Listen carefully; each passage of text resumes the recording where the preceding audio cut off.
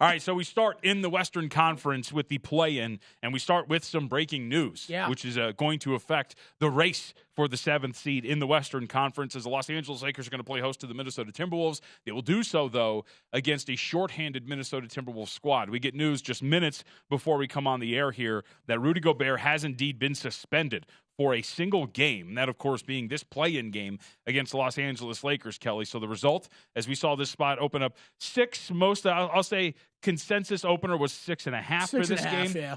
But right now, we are now up to, in this contest, Lakers as a 7.5-point favorite with a total of 231.5, 232.5. But this is obviously pretty big news. Gobert not being on the floor, it does affect things. But you and I were discussing this. This is not the only absence for the Minnesota Timberwolves, and I would argue the bigger absence is that of Jaden McDaniels, who fractured his hand punching a wall at halftime yesterday and is likely, we haven't seen an official injury report, I'd say very likely, going to miss this game.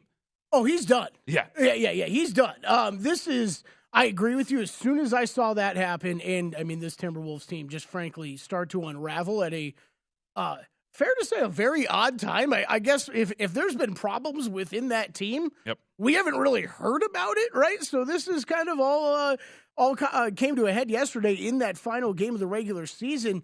After seeing all that yesterday, JVT, and even just running my numbers, I had Lakers probably as probably in that 6-point range anyways as favorites heading into this game. But you tack on that injury. That's a significant injury, and especially in this matchup, right, where he's the guy that you would put on LeBron the most often. So that is a massive loss. And then the breaking news that we're just getting here this afternoon, Rudy Gobert not going to travel with the team. That's another factor, which I think if you were watching that incident last night, you kind of had to think there was a chance of that happening. I don't know how much I believed in it, but it was enough for me to make a pretty big bet on Lakers -6 last night. I don't know how you feel. I think 7.5 is still bettable. I think this could be a Lakers runaway game. So, and if you go by the market standards, it actually might be. So let's go back to, because these two teams played, for those who don't remember, these two teams had a very big game on March 31st. That's essentially why this game is in Los Angeles and not in Minnesota.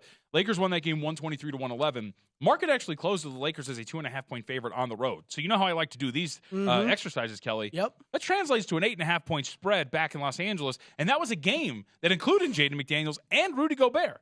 So what I was surprised by was the market opening up where it was at 6.5 here for this game, considering the market had a ton of respect for the Lakers in that game in Minnesota just over 10 days ago. Now, in that game, for those who don't remember, the Timberwolves were dealing with, it sounded like some sort of flu and or bug. Players were vomiting reportedly. It was passing through the locker room. So maybe that accounts for a little bit of an inflated number for the Lakers in that spot on the road.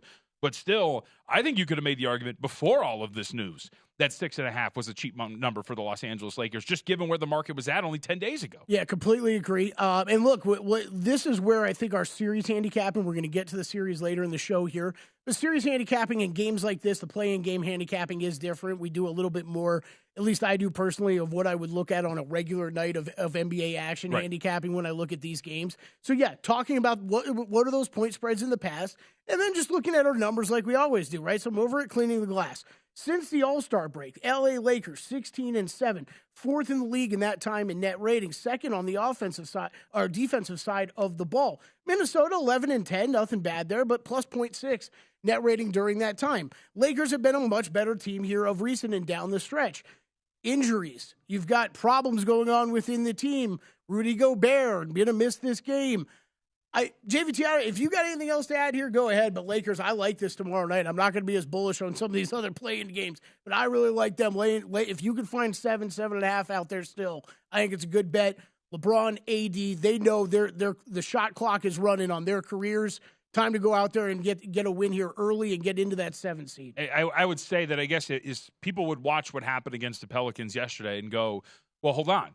Rudy Gobert, he didn't play the second half. They came back. They actually won that game. And Karl-Anthony Towns playing the 5 is actually something that these teams, that Minnesota has done. Mm-hmm. And if you run the numbers, you're right. How about this? With Karl-Anthony Towns at center, and you look at a plus 19.2 net rating in non-garbage time. And that filters out D'Angelo Russell minutes, too, because Russell's no longer on the team. So it's a plus 19.2 net rating this year with Karl-Anthony Towns on the floor at center. However, filter out Jaden McDaniels, who's not going to play. Yeah. That net rating goes from a plus 19.2 to a minus 5.2. Yeah. And I'm sorry, no matter what you tell me, McDaniels and Gobert out of this game, that defense takes a major hit. Yep, absolutely. So, and look, with Karl-Anthony Towns at center, they were going to be a worse defensive team, but he provides so much offensively. That's where you make up that gap. That's why you have such a good net rating. But without your primary LeBron defender, and again, is he stopping LeBron? No. But that means you have to think about the trickle-down effect. Mm-hmm. It is Kyle Anderson, who is now going to get a vast majority of those minutes defending LeBron, and then who comes after Kyle Anderson? That's the real question. Right. That's where you really miss McDaniels. It's you could throw McDaniels at him for a vast majority of the time, then throw Anderson in there in some bench minutes, but that's your rotation. Now it's Anderson and whoever else you can get. Torian Prince on LeBron James. He's going to have to play some. Yeah, he's going to have to. That's a big problem there. So I think ultimately you and I were on the same side here. You laid under 7. I laid 7 here with the Los Angeles Lakers. Again, this one now is up to 7.5. Wouldn't be surprised if this gets to 8 by the time we get to tip-off. The other move, Kelly, that is worth discussing, and this is because of the absence of Gobert and the way the market has kind of handled this, the total opened up 227.5. Right now on the screen, we're looking at a total right now of 231.5. I think that makes a lot of sense. Gobert defensively, obviously, not going to be there. Takes a big hit. And how about some of these numbers for the Minnesota Timberwolves without Rudy Gobert on the floor in terms of rip and running and transition? Minnesota, without Rudy Gobert on the floor, their transition, we'll call it frequency, or the possessions, the percentage of possessions that start with the transition play, go from 25% to 30%. It's a pretty big jump. Yeah. They run more, and they get more efficient. So all of this put together makes a ton of sense that the market would go up here in terms of this total now to 231.5. Is it enough, though? I don't think it's enough. This would still be an over or pass for me. Or how about this? This is the other one. Anthony Davis was awesome in the Minnesota game. I think he ended up with 37 in that game, somewhere in that. His numbers are going to be great. Yeah. Because now it's Karl-Anthony Towns as his primary defender, and Anthony Davis already ate Rudy Gobert alive in that game, and especially in the fourth quarter. Anthony Davis, points, rebounds, all that's going to be something to look at. I think that's one. The other one I added, I was thinking about that because that number might be very high, might be tough to go over, but I think LeBron rebounds and assists is another one to look at as well. Go to VSiN.com/subscribe to become a VSiN Pro subscriber today.